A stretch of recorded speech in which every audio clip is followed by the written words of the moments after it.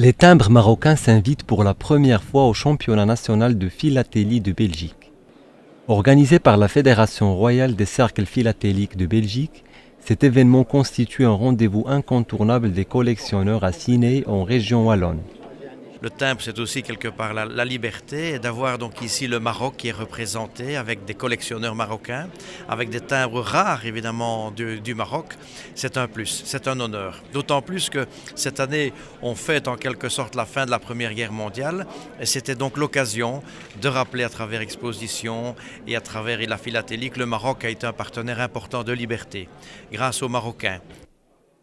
Du côté marocain, la première collection est proposée par Abdelkader Lemrahi qui a réalisé une étude sur l'équipement de distribution de timbres. Pour ma part, j'ai participé avec une collection de timbres qui sont exceptionnels parce que méconnus des philatélistes. Il s'agit des timbres de roulettes. C'est des timbres qui sont délivrés par des machines mécaniques au début de 1954 à 1962. Et à partir de jusqu'en 1982, de 54 jusqu'à 1982. Ce rassemblement international réunissant des philatélistes de divers horizons met à l'honneur la philatélie marocaine à travers 4 collections portées par des passionnés marocains et belges. Le pourquoi du Maroc ici présent? En fait, je suis moi-même collectionneur du Maroc depuis déjà quelques années. Et dans ce cadre-là, j'ai des amis marocains à Marrakech, à Rabat, à Fès, à Meknès, qui font également des collections.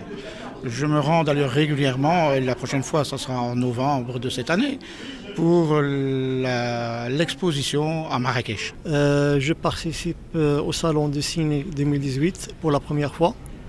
J'ai choisi le thème des appuis au Maroc, c'est-à-dire armée post-office américain. C'est après l'opération Torche et les arrivées des Américains au Maroc en 1942.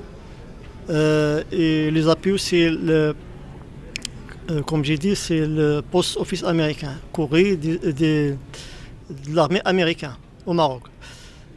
Chaque unité a un numéro spécifique. Ce numéro, on les trouve soit dans les plis, ça veut dire les lettres, soit dans les cachets d'oblitération.